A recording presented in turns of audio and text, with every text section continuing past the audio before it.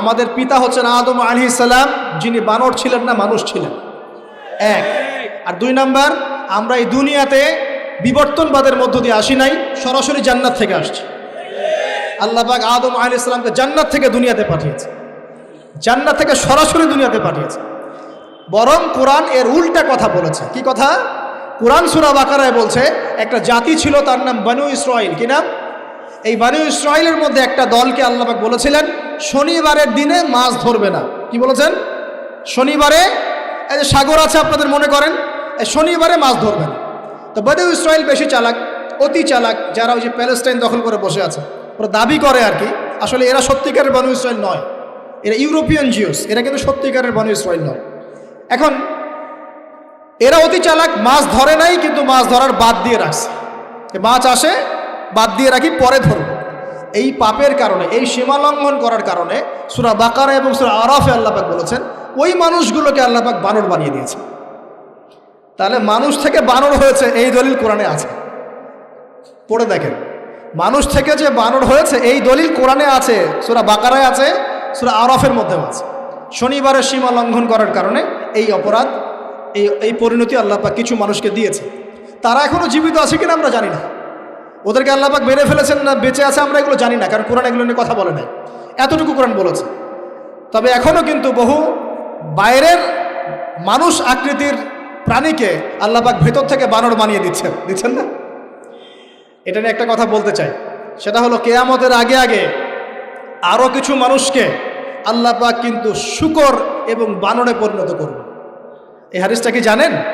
হাদিসটা শুনে রাখেন, এটা আখিরুজ জামান বা কিয়ামতের আলামত সংক্রান্ত হাদিসগুলোর মধ্যে পাবেন। আল্লাহর রাসূল সাল্লাল্লাহু আলাইহি ওয়াসাল্লাম বলেছেন কিয়ামতের আগে আগে আমার উম্মতের মধ্যে, ভালো করে শোনেন, কিয়ামতের আগে আগে আমার উম্মতের মধ্যে একদল মানুষ বের হবে যারা মদ পানকে হালাল মনে করবে। কাকে?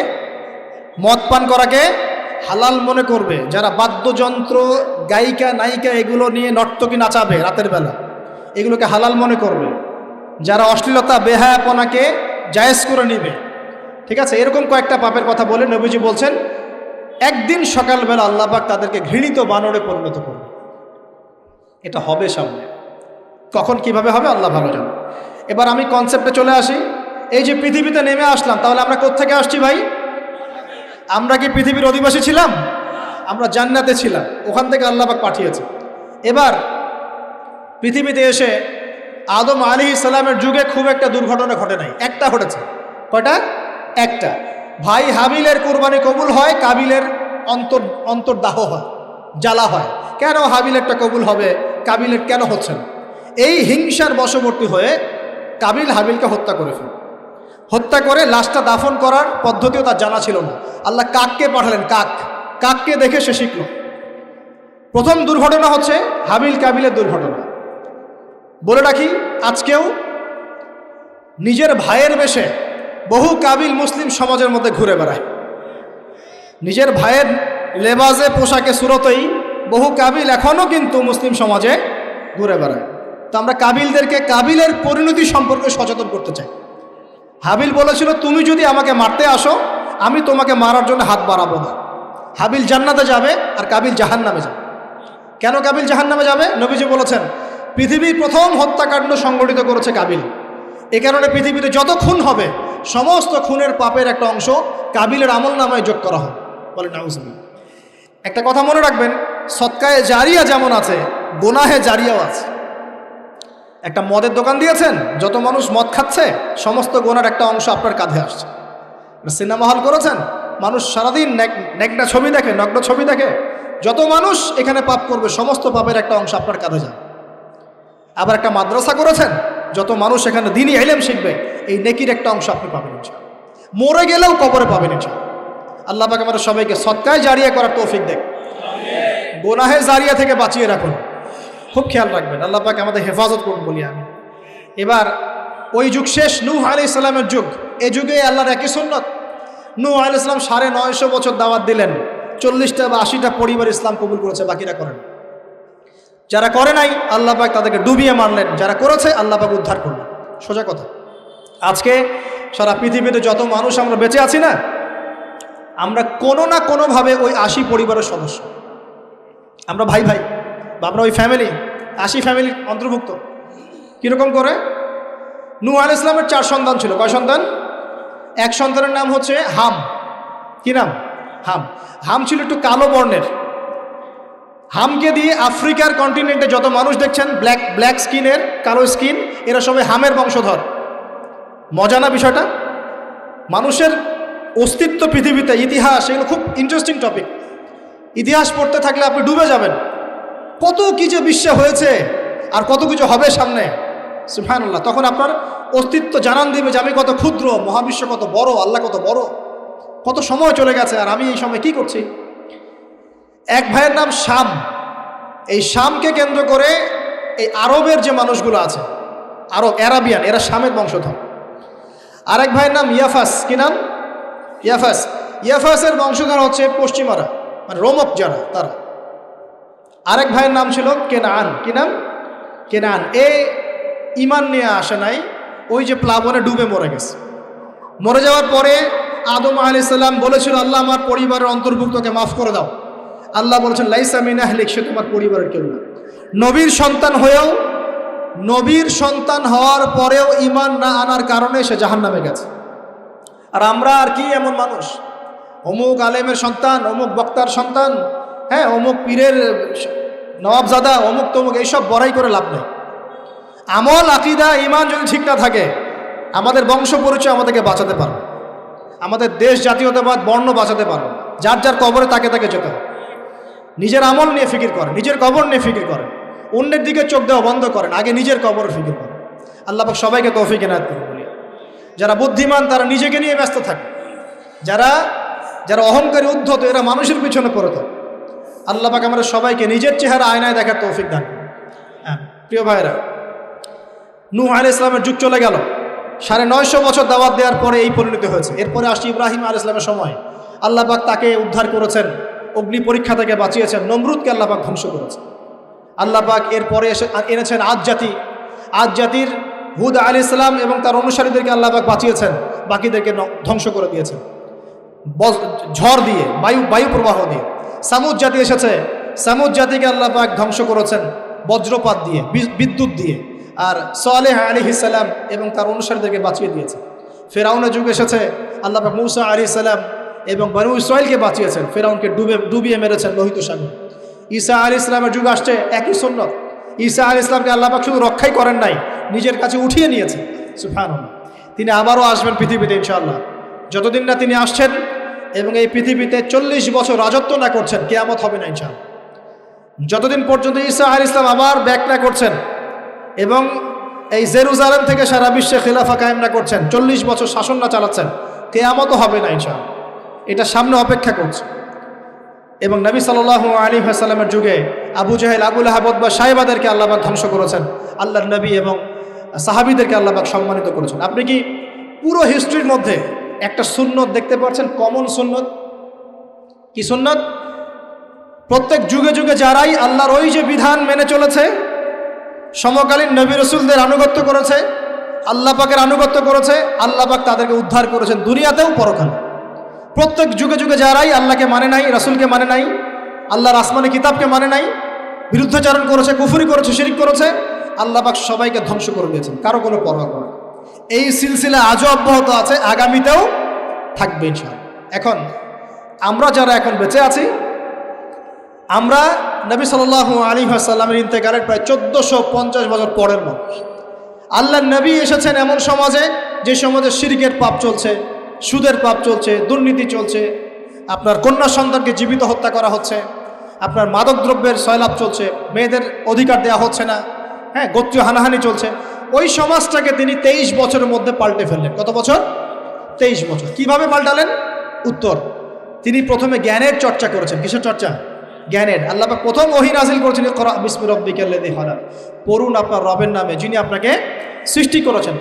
নবী সাল্লাল্লাহু আলাইহি ওয়াসাল্লাম, সাহাবীগণ কোরআনের 6টা হক আদায় করেছেন। কয়টা হক? 6টা। তারা কোরআন পড়া শিখেছেন। আমরা সবাই কোরআন পড়া শিখবো তো ইনশাআল্লাহ? তারা কোরআনের অর্থ শিখেছেন। আমরা কোরআনের অর্থ শিখবো তো ইনশাআল্লাহ? তারা কোরআনের আদেশগুলো মেনেছেন। আমরা কোরআনের সব আদেশ মানবো তো ইনশাআল্লাহ? তারা কোরআনের সমস্ত নিষেধগুলো বর্জন করেছেন। আমরা নিষেধ বর্জন করবো তো ইনশাআল্লাহ? তারা কোরআনের দাওয়াত মানুষের কাছে পৌঁছে দিয়েছেন। আমরা কোরআনের দাওয়াত দিব তো ইনশাআল্লাহ। এবং 6 নাম্বার, তারা কোরআনের বিধানগুলোকে বাস্তবায়ন করেছে। আমরাও বাস্তবায়নের চেষ্টা করব তো ইনশাআল্লাহ। এই 6টা হক আদায়ের ফলে 23 বছরের ব্যবধানে জাহেলি মক্কা একদম সোনালী মক্কায় পরিণত হয়েছে। 23 বছর পরের মক্কায় আপনি কোনো সুদ পাবেন, কোনো শিরক পাবেন, কোনো মূর্তি পূজা পাবেন, কোনো মেয়ের অপমাননা পাবেন, কোনো জেনা, কোনো ব্যভিচার, কোনো ধর্ষণ, কিচ্ছু পাবেন? 23 বছর পরের মক্কায় কোনো পাপ পাবেন না। কিভাবে সমাজ পরিবর্তন হলো? এই কোরআনের হক আদায়ের মধ্য দিয়ে হয়েছে, নবীর সুন্নাত প্রতিষ্ঠার মধ্য দিয়ে হয়েছে। এরপর কি থেমে গিয়েছিল? উত্তর না। এরপর আবু বকর সিদ্দিকের যুগ এসেছে, প্রায় 2 থেকে 2.5 বছর তিনি শাসন কার্য চালিয়েছেন। ওই যুগে কি মানুষ আবার খারাপ হয়ে গিয়েছিল? উত্তর না, বরং ইসলাম আরও বেগবান হয়েছে আলহামদুলিল্লাহ। এরপর এসেছে ওমর রাদিয়াল্লাহু আনহুর যুগ। কত বছর? প্রায় 10 বছর। কত বছর? 10 বছর। এই 10 বছরে কি মুসলিমরা আবার খারাপ হয়ে গিয়েছিল? ওমর রাদিয়াল্লাহু আনহুর কোর্টের মধ্যে কি প্রতিদিন কেস আসতো? সারা বছরে একটা কেসও আসতো না। মানুষ এত ভালো ছিল, সারা বছরে একটা কেসও আসতো না। বরং যারা রাষ্ট্রীয় পর্যায়ে দায়িত্বশীল ছিল তারা এসে বলতো যে আমাদের ভাতাগুলো বন্ধ করে দেন, বসে বসে বেতন নিব কেন, কোনো তো কেসই আসে না, বসে থাকবো কেন? এরকম সমাজ ছিল। একজন ব্যক্তি খুঁজে পাওয়া যেত না যে নামাজ পড়ে না, একজন মুসলিম পাওয়া যেত না যে জাকাত দেয় না সামর্থ্য থাকলে, এমন মুসলিম খুঁজে পাওয়া যেত না যে কোরআন পড়তে জানে না, হাদিসের চর্চা করে না, যে দাওয়াতি কাজ করে না, যে আল্লাহর পথে দাওয়াত এবং জিহাদে আত্মনিয়োগ করে না, এমন মুসলিমই খুঁজে পাওয়া যেত। এরপরে আসলো উসমান রাদিয়াল্লাহু আনহুর যুগ। ওই যুগে ফিতনা শেষের দিকে সৃষ্টি হওয়া শুরু হল। কোন বিষয়কে কেন্দ্র করে? কোরআন সংকলনকে কেন্দ্র করে ফিতনা সৃষ্টি হল।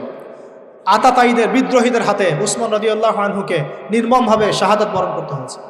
তিনি প্রায় 12 বছর শাসন কার্য চালিয়েছেন। ইসলাম আরও এগিয়ে গেছে। এরপর এসেছে আলী রাদিয়াল্লাহু আনহুর যুগ। আলী রাদিয়াল্লাহু আনহুর খেলাফতে ওই উসমান রাদিয়াল্লাহু আনহুর ঘটনাকে কেন্দ্র করে, হত্যাকাণ্ডকে কেন্দ্র করে মুয়াবিয়া রাদিয়াল্লাহু আনহু এবং আলী রাদিয়াল্লাহু আনহুর মাঝখানে একটা ব্যাটল, একটা যুদ্ধ হয়ে গেছে। এর নাম হলো সিফফিনের যুদ্ধ। কিসের যুদ্ধ? সিফফিন। যাই হোক, এক পর্যায়ে আলী রাদিয়াল্লাহু আনহুকে এরকম বিদ্রোহীদের হাতে, খারেজিদের হাতে শহীদ হতে হয়। বলেন ইন্না লিল্লাহি ওয়া ইন্না ইলাইহি রাজিউন। তারপরে হাসান রাদিয়াল্লাহু আনহু অল্প কয়েকদিন শাসন কার্য চালান। তারপর উম্মার ঐক্যের খাতিরে তিনি তার শাসন কার্যের ভারটাকে মুয়াবিয়া রাদিয়াল্লাহু আনহুর হাতে সোপর্দ করে দেন, যা ছেড়ে দিলেন। মুয়াবিয়া রাদিয়াল্লাহু আনহুর সময় থেকে উমাইয়াদের শাসন শুরু হয়। উমাইয়ারা শাসন করেছে প্রায় 132 হিজরি পর্যন্ত। কত হিজরি? 132 হিজরি পর্যন্ত, প্রায় 92 ইয়ার্স, 90-92 বছর তারা শাসন করেছে। এ সময় ইসলাম আরও এগিয়ে গেছে, পিছিয়ে যায় নাই। ফিতনা এসেছে, দমন করা হয়েছে। মুসলিমরা বীর দর্পে বিশ্বের বুকে শাসন কার্য চালিয়েছে। এরপর এসেছে আব্বাসীয়দের খেলাফত। জাব নদীর যুদ্ধে উমাইয়াদের পরাজয়ের পরে আব্বাসীয়রা ক্ষমতায় আসে। তারাও ইসলামকে এগিয়ে নেওয়ার চেষ্টা করছিল, ইসলাম এগিয়ে যাচ্ছিল, জ্ঞান বিজ্ঞানের প্রসার হচ্ছিল। আলহামদুলিল্লাহ, ইসলাম পিছিয়ে যায় নাই, মুসলিমরা পিছিয়ে যায় নাই। সারা বিশ্বে দাপটের সাথে আমরা চলেছি। তারপর আস্তে আস্তে ওই আব্বাসীয়দের পতন শুরু হলো। কাদের হাতে? এই তাতারিদের হাতে, মঙ্গোলিয়ানদের হাতে। মাত্র 40 দিনের ব্যবধানে পুরো বাগদাদের মধ্যে প্রায় 20 থেকে 25 লক্ষ মানুষকে হত্যা করা হয়েছে। বাইতুল হিকমা ধ্বংস করে দেওয়া হয়েছে, লাইব্রেরি ধ্বংস করে দেওয়া হয়েছে, বইপত্রকে নদীতে ফেলে দেওয়া হয়েছে। তারা ছিল উগ্র জাতি। মঙ্গোলিয়ানদের নাম শোনে নাই? হালাকু খান নাম শুনেছেন? চেঙ্গিস খান, হালাকু খান নাম শোনে নাই? ওদের হাতে মুসলিমদের ব্যাপক দমন পীড়ন সহ্য করতে হয়েছে। এভাবে যুগে যুগে তারপর ক্রুসেডাররা আসছে। ক্রুসেড 1টা 2টা 3টা ক্রুসেড হচ্ছে। আস্তে আস্তে উসমানীয়দের রাইজিং হয়েছে, ফাতেমি খেলাফত এসেছে, মামলুকদের শাসন এসেছে, এদিকে মোগলরা শাসন করেছে, কর্ডোভার দিকে আব্দুর রহমান তারা শাসন করেছে। মানে এক কথায় সারা বিশ্বে মুসলিম শাসন ছিল। অটোমান এম্পায়ার 1923 এই সময়ের দিকে, 1914 থেকে 1923 এই সময় পর্যন্ত অটোমান এম্পায়াররাই বিশ্বে ছিল। তারপর প্রথম বিশ্বযুদ্ধে যখন তারা রাশিয়ার পক্ষ নেয়, এরপরে ব্রিটেন যখন জয়লাভ করে, এই সময় থেকে মুসলিমদের ডমিনেটেড হওয়ার সময়টা শুরু হয়েছে। তারপরে মুসলিমরা আস্তে আস্তে রাষ্ট্র ভাগ করে ফেলেছে। প্রত্যেক রাষ্ট্র টুকরা টুকরা হয়ে গেছে, ইউনিটি নষ্ট হয়ে গেছে, রাষ্ট্রের ভিতরে বিভিন্ন ফাসাদ তৈরি করে দেওয়া হয়েছে, মুসলিমদের ঐক্য ভেঙে গেছে, ইকোনমি দুর্বল হচ্ছে।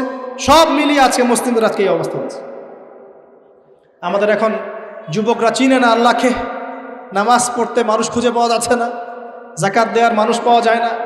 রমজান মাসে পার্ট টাইম রোজা রাখে, পার্ট টাইম তারাবি পড়ে, পার্ট টাইম জুমায় আসে, পার্ট টাইম ঈদে নামাজ পড়ে।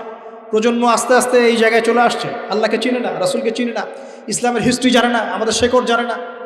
এমনি এমনি হয়নি, লাস্ট 100 বছরে এই জায়গায় আমরা আসছি। লাস্ট 100 বছর হিস্ট্রি ভালো করে পড়ে দেখবেন, বলার সময় নাই এখানে। লাস্ট 100 বছর হিস্ট্রি পড়ে দেখবেন যে জায়গায় আমরা ছিলাম সেখান থেকে একদম তলানিতে নেমে চলে আসছি। এখন প্রশ্ন হচ্ছে, এই অবস্থায় কি চিরস্থায়ী থাকবো, নাকি এখান থেকে আমরা সামনে যাব? সামনে যে এমনি এমনি যাওয়া হবে না এটা নিশ্চিত। সামনে যাওয়ার জন্য কিছু কাজ এবং ক্রাইটেরিয়া মেনটেন করতে হবে। আমরা জানি এরপরে আসবে ইমামুল মাহদির শাসন, তারপরে আসবে নবী ঈসা আলাইহিস সালামের শাসন, তারপরে দাজ্জালকে মেরে ফেলা হবে। আর দাজ্জালকে মেরে ফেলার আগে দাজ্জাল তার অনুসারীদেরকে নিয়ে বিশ্ব শাসন করবে 40 বছর। 40 বছর না, 40 দিন। 40 দিন। প্রথম দিন হবে 1 বছরের সমান, দ্বিতীয় দিন হচ্ছে 1 মাস, তৃতীয় দিন 1 সপ্তাহের সমান। তারপরে দিনগুলো আমাদের দিনের মতোই। এরপর ঈসা আলাইহিস সালামের আগমনের মধ্য দিয়ে তার ধ্বংস হবে। এরপর ইয়াজুজ আর মাজুজ বের হবে। ইয়াজুজ আর মাজুজ খুব হিংস্র হবে, তাদেরকে হত্যা করার ক্ষমতা মুসলিমদের থাকবে না। মুসলিমরা তুর পাহাড়ে আশ্রয় নেবে। আল্লাহ পাকের গজবে তাদের ঘাড়ের মধ্যে একটা ভাইরাস জন্ম নেবে, এতে তারা মারা যাবে। বড় বড় নখরওয়ালা প্রাণী আল্লাহ পাঠাবেন, পাখি, এরা এসে এদেরকে উঠিয়ে উঠিয়ে কোনো জায়গায় ফেলে দিবে, মহাবিশ্বের কোনো এক জায়গায় এনে ফেলে দেবে। তারপর আল্লাহ পাক বৃষ্টি বর্ষণ করবেন, প্রচুর বৃষ্টি বর্ষিত হবে এবং বিশ্বের এই জমিনটা উর্বর হবে। তখন একটা ডালিম দেখেছেন ডালিম? একটা ডালিম একটা পরিবার খাবে। একটা ডালিমের খোসার মধ্যে একটা পরিবার আশ্রয় নিতে পারবে। এত বড় বড় ফসল হবে। 40 বছর ঈসা আলাইহিস সালাম এই বিশ্বকে শাসন করবে ন্যায়ের ভিত্তিতে, আদালতের ভিত্তিতে। ঘাটে মহিষে 1 ঘাটে পানি খাবে, বাঘে মহিষে 1 ঘাটে পানি খাবে, কেউ কারো উপর জুলুম করবে না। এরপর তার বিয়ে শাদী হবে, সন্তান হবে এবং তার ইন্তেকালও হবে স্বাভাবিকভাবে, এবং তাকে দাফন করা হবে নবী মুহাম্মদ সাল্লাল্লাহু আলাইহি ওয়াসাল্লামের কবরের পাশে, রওজার পাশে। এরপরে মানুষ আবার খারাপ হওয়া শুরু করবে। এতটা খারাপ হবে যে মানুষ রাস্তার মোড়ে মোড়ে জেনা ব্যভিচারে লিপ্ত হবে, না কুকুর শেয়ালের মতো। এই অবস্থায় পশ্চিম দিক থেকে সূর্য উঠবে এবং ব্যবসায়ী ব্যবসা করতে বসেছে, কাপড় খুলেছে, এই কাপড় গুটিয়ে নেওয়ার আগে কিয়ামত হয়ে যাবে। একজন ব্যক্তি পানির বোতল খুলেছে, পানি মুখে দেওয়ার আগেই কিয়ামত হয়ে যাবে। একজন ব্যক্তি বাসা থেকে বের হয়েছে, বাসায় ফেরত যাওয়ার আগে কিয়ামত হয়ে যাবে। উটকে পানি পান করানোর আগে কিয়ামত হয়ে যাবে। ওই সময় তওবার দরজা বন্ধ হয়ে যাবে। এই ইসরাফিল আলাইহিস সালাম সিংহায় ফুঁক দিয়ে দিবেন, মহাবিশ্ব ধ্বংস হয়ে যাবে। আল্লাহ পাক দ্বিতীয় ফুৎকারের মধ্য দিয়ে আবার সবাইকে উঠাবেন এবং এই দুনিয়ার জীবনে আমরা যে কাজগুলো করেছি এর হিসাব আমাদেরকে দিতে হবে। সেদিন যদি আমরা আল্লাহর কাছে প্রত্যেকটা কাজের হিসাব দিতে পারি, কোরআন সুন্নাহর উপর থাকতে পারি, আল্লাহর বিধিবিধান মেনে চলতে পারি, এই কারাগারের জীবনে আল্লাহর বিধান মেনে চলতে পারি, ইনশাল্লাহ যেই জান্নাত থেকে আসছি আবার সেখানে ফিরে যাবো। আর যদি ওই দিন আমরা হিসাব দিতে ব্যর্থ হই, আল্লাহ না করুক, তাহলে ওই ইবলিসের সাথে, তার অনুসারীদের সাথে আমাদের সবাইকে জাহান্নামে থাকতে হবে বলে না।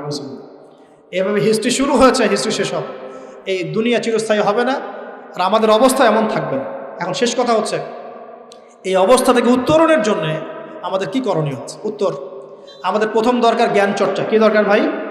জ্ঞান চর্চা। প্রচুর জ্ঞান চর্চা প্রয়োজন, জ্ঞান নাই কিছুই করতে পারবে না। দ্বিতীয় কাজ হলো আমাদের সবার দরকার জানা অনুযায়ী আমল করা। জানা অনুযায়ী আমল করা, যে যত বেশি জানি আমল করার চেষ্টা করি, আল্লাহ পাক তৌফিক দান করুন। এরপর দরকার আদর্শ পরিবার গড়ে তোলা। পারিবারিক আদর্শ সুন্দর হলে পরে সমাজটা সুন্দর হবে ইনশাআল্লাহ। আল্লাহ পাক আমাদের সবাইকে আদর্শ পরিবার গড়ার তৌফিক দান করুন। দিনদার মেয়েকে বিয়ে করবেন, দিনদার ছেলেকে বিয়ে করবেন, অল্পে তুষ্ট থাকবেন, পরিবারের বিষয়ে সবর করবেন এবং সন্ততিদেরকে মানুষ করে যাওয়ার চেষ্টা করবেন। এরপর দরকার আমাদের হালাল রিজিক। সবাই যদি হালাল রিজিকে সন্তুষ্ট থাকি, সমাজের মধ্য থেকে অন্যায় এমনি অটোমেটিক কমে যাবে ইনশাআল্লাহ। প্রত্যেকটা কাজ করার আগে চিন্তা করব কিভাবে করলে হালাল হবে, কিভাবে করলে হারাম হবে। এরপর দরকার নবী সাল্লাল্লাহু আলাইহি ওয়াসাল্লামের সুন্নাহ মাফিক জীবন গড়া। 24 ঘন্টার দিন রাতে যে কাজগুলো আছে, এই কাজগুলোকে নবীর সুন্নত অনুযায়ী করার চেষ্টা করব, আল্লাহ পাক তৌফিক দান করুন বলি। আরও দরকার আমর বিল মারুফের কাজ করা, মানে সৎ কাজে আদেশ করা। আমাদের সবাইকেই দাওয়াতি কাজ করতে হবে। একজন দুজন করবে, বাকিরা করবে না এমন নয়, সবাইকেই পার্ট টাইম হলেও দাওয়াতি কাজ করতে হবে। নামাজ আপনি পড়ছেন, নামাজের দাওয়াত দেন। আপনি জাকাত দিচ্ছেন, জাকাতের দাওয়াত দেন।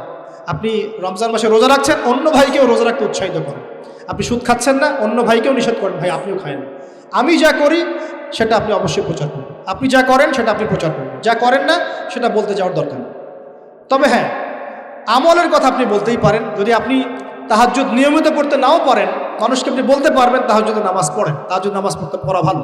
ইনশাআল্লাহ আস্তে আস্তে আপনি নিজেও আমল করার চেষ্টা করবেন, আল্লাহ পাক তৌফিক দান। আমর বিল মারুফ, সৎ কাজে আদেশ করতে হবে। আরেকটা হচ্ছে অসৎ কাজে নিষেধ করতে হবে। সৎ কাজে শুধু আদেশ করলেই হয় না, অসৎ কাজেও কি করতে হয়? নিষেধ করতে হয়। মনে রাখবেন, শুধু সৎ কাজে আদেশ করলেই জীবনেও কোনোদিন আপনার উপর কোনো বালা মুসিবত, বিপদ আপদ, গালি তহমত আসবে না। যখন আপনি সৎ কাজে আদেশের সাথে সাথে অসৎ কাজেও নিষেধ করা শুরু করবেন, তখন চতুর্দিক থেকে আপনার উপরে বাধা আসা শুরু হবে। এটাই সুন্নত। তবে এটা নবীর সুন্নত। আল্লাহ পাক বলছেন, কুনতুম খায়রা উম্মাহ উখরিজাত লিন-নাস তা'মুরুনা বিল মা'রুফ ওয়া তানহাউনা আনিল মুনকার ওয়া তু'মিনুনা বিল্লাহ। আর আমাদের দায়িত্ব হচ্ছে পরবর্তী প্রজন্মকে মানুষ করে যাওয়া, নিজেদের জানমাল সময় শ্রম দিয়ে আল্লাহর জমিনে আল্লাহর দিনটাকে প্রচার করা, প্রসার করা, প্রতিষ্ঠার চেষ্টা করা, এবং চরমপন্থী না হওয়া, আবার গোলালু মার্কা শৈথিলতাবাদীও না হওয়া, মধ্যমপন্থী থাকা, নিজের দায়িত্ব পালন করা, অন্যকে দিনের দিকে ডাকা, আমাদের ঊর্ধ্বতন কর্তৃপক্ষ যারা থাকবে সবার সামনে ইসলামটাকে যুগোপযোগীভাবে সত্য মিথ্যাকে স্পষ্ট করে দিয়ে উপস্থাপন করা। তারা যদি কবুল করে আলহামদুলিল্লাহ, যদি নাও করে তাদের দায়িত্ব তাদের, আমাদের দায়িত্ব আমাদের। That's all. আল্লাহ রাব্বুল আলামিন আমাদের সবাইকে কুরআন সুন্নাহ মাফিক জীবন করার তৌফিক দান করুন, বলি আমিন। আমাদের সবাইকে আল্লাহ পাক পুরো ওয়ার্ল্ড হিস্ট্রি পড়ার তৌফিক দান করুন, কোরআনের জ্ঞানী হওয়ার তৌফিক দেখ, এর অর্থ বোঝার তৌফিক দান করুন, নবীর সুন্নাহ মাফিক জীবন করার তৌফিক দান করুন, হালাল খাওয়ার তৌফিক দেখ, আদর্শ পরিবার গড়ার তৌফিক দান করুন, এবং দিন ইসলামকে বিজয়ী করার জন্য আমাদের জানমাল সময় শ্রম ব্যয় করে আল্লাহর পথে কাজ করার তৌফিক এনায়েত করুন। সকলেই বলে আমিন। আকুলু কওলি হাযা আস্তাগফিরুল্লাহ লি ওয়া লাকুম ওয়া লিসাইরিল মুসলিমিন।